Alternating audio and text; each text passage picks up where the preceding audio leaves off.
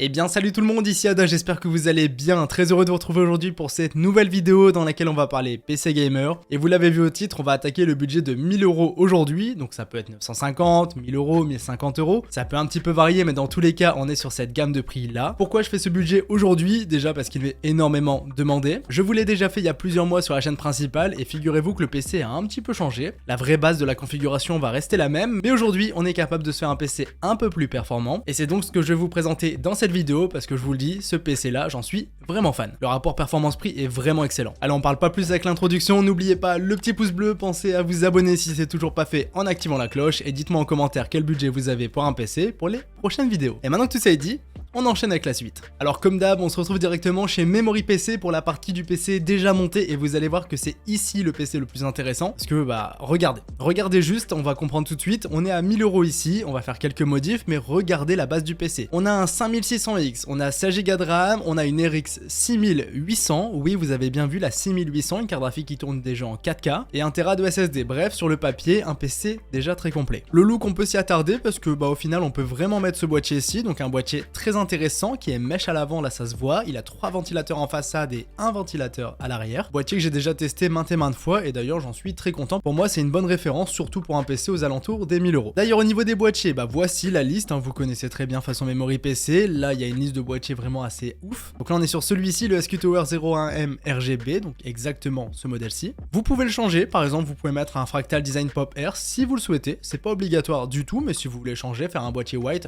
c'est possible ici. Mais moi, pour respecter le budget, parce que j'aime bien le boîtier après l'avoir testé, je vais vous laisser celui-ci, le SQ Tower 01M RGB. Référence assez compliquée à dire et en tout cas si vous voulez changer de boîtier, regardez un petit peu ce qu'il y a et pour vraiment rester dans le budget de cette vidéo, je vous conseille de laisser celui d'origine. Ensuite on continue, le processeur, on est sur un Ryzen 5 5600X, on va se permettre un 5600, c'est le modèle juste en dessous, sur le papier c'est vraiment les mêmes, ils sont très comparables, 2 6 cœurs 12 threads, très intéressant pour du gaming et même pour du multitâche ça restera un processeur assez polyvalent. Donc le 5600 c'est pleinement validé, vous le connaissez aussi, je l'ai déjà testé dans plusieurs vidéos. On continue, le water cooling, enfin plutôt le ventirad, donc là on est sur un ventirad vraiment d'origine qui va être semblable à celui fourni à l'origine avec le processeur justement. Donc là c'est un 95 watts, ça suffit. Si vous voulez l'améliorer un tout petit peu, vous prenez celui-ci, le 150 watts. Là le 150 watts, je viens de le tester dans un PC gamer, la vidéo est sortie sur la chaîne principale, vous pouvez aller la voir, c'est un PC à 1400 €. Mais en soi le 95 watts ici fera l'affaire, du moins dans un premier temps, et par la suite vous pouvez tout à fait améliorer tout ça en faisant une petite modification du PC. Et si vous voulez changer, vous pouvez, après ça va coûter un petit peu cher. Ensuite la carte mère, là on est sur une A520M, on va se permettre celle-ci, la B550 Gaming X, donc une carte mère de chez Gigabyte que j'utilise dans beaucoup de configs PC. C'est pas pour rien, tout simplement actuellement elle est vendue à 130 € environ et pour ce prix là c'est parfait parce qu'on a du B550, les 4 slots de RAM, un modèle ATX, alors c'est pas la meilleure certes, c'est pas la plus fournie au niveau des ports mais franchement ça fera largement le travail et elle restera pleinement compatible avec le processeur et le reste de la config. Donc là la carte mère, vous mettez celle-ci. Ensuite on continue tranquillement, là on passe sur les barrettes de RAM. Alors de base on a un kit 16 Go de RAM, 3200 MHz et on sait pas le casse. Donc là pour éviter de ne pas savoir et pour arriver sur un PC en connaissant tous les composants, on va passer sur un kit qui va coûter 10 € de plus, donc celui-ci, les Corsair Vengeance LPX, c'est des 3600 MHz en casse 16, attention, prenez bien celle à 10 € de plus, c'est des casse 16, parce que celle-ci c'est des casse 18 encore au-dessus, qui vont coûter plus cher, donc c'est moins performant mais plus cher, donc faites bien attention ici, vous prenez les casse 16, c'est écrit juste ici, CL16. On continue avec la carte graphique, et d'ailleurs je m'aperçois le site est en allemand depuis tout à l'heure, mais si vous voulez le mettre en français, vous cochez français là tout en haut, et super, on doit tout recommencer. Pour la traduction va rester assez approximative mais au moins on comprend un peu mieux. Et là les amis, vous allez comprendre à quel point ce PC est modulable. Sur le PC d'origine, on est sur une RX 6800, une carte graphique qui tourne tous les jours en 1080p, 1440p ou 4K. Maintenant vous cliquez sur Graphiquen et vous pouvez simplement mettre celle qui vous intéresse le plus. Alors chez Nvidia, pour rester dans la même gamme de prix, on va pouvoir tabler sur une 3070 Ti, donc c'est vraiment une très bonne carte graphique. Et pour baisser un petit peu le budget total, on peut enlever 52 € sur le prix du PC et mettre quand même une 3070. Donc une 3070 pour un budget total de 1000 € déjà, je trouve ça très intéressant. Pour ceux qui veulent faire partie de la team Nvidia, faire des montages photos, vidéos en abondance et du streaming, vous prenez une 3070 voire une 3070 Ti. Hop, je monte un petit peu la caméra, vous voyez 3070 Ti on arrive à 1045 € et 3070 on arrive à 986 €. Sachant que la livraison est incluse et il y aura juste 1% de TVA à rajouter, c'est tout. Donc voilà, pour la team Nvidia, déjà on est très bien servi. La 3070 par exemple, ça peut être un excellent rapport performance-prix pour le prix total du PC. Et pour ceux qui veulent la team AMD, idée, il suffit de descendre. Alors de base, on est sur celle-ci, la 6800. J'ai déjà fait le descriptif complet de cette carte graphique, vraiment elle est super intéressante et très polyvalente. Et là, c'est un modèle MSI Gaming Z Trio, donc un excellent modèle et c'est du haut de gamme de carte graphique. C'est vraiment super intéressant. Moi, je vous conseillerais de partir sur celle-ci, notamment pour du gaming. Après, je vous ai dit, si vous comptez plus faire du multitâche, notamment du streaming, eh bien certes, vous aurez moins puissant, mais je vous conseillerais de partir sur une 3070 Ti ou une 3070. En tout cas, celle-ci, la Gaming Z Trio, c'est vraiment le meilleur rapport performance-prix qu'on puisse avoir. Et si jamais c'est un peu trop cher, vous partez sur la 6750 XT, une carte graphique un peu moins haut de gamme, mais quand même, elle restera très très bonne pour du 1080p, du 1440p, voire même un petit peu de 4K. Et là, regardez, je vous remets les prix ici. 955 €, c'est avec une 6750 XT et 1038 €, c'est avec une 6800 classique. Donc moi, pour la vidéo, je laisse la 6800 et si vous voulez mon conseil, c'est soit 6800, soit 3070. Pour moi, c'est vraiment les deux cartes graphiques à privilégier. Et si vous vous demandez simplement laquelle est la plus puissante entre les deux pour du gaming, c'est la 6800 et la plus polyvalente, donc gaming et streaming, ce sera la 3070. Voilà, là je pense que j'ai été assez clair et maintenant vous faites votre choix en fonction de vos préférences et de vos besoins. Maintenant on continue tranquillement, le reste de la config va se faire tout seul, hein. Le SSD c'est celui-ci, on a 1 Tera de Western Digital Blue,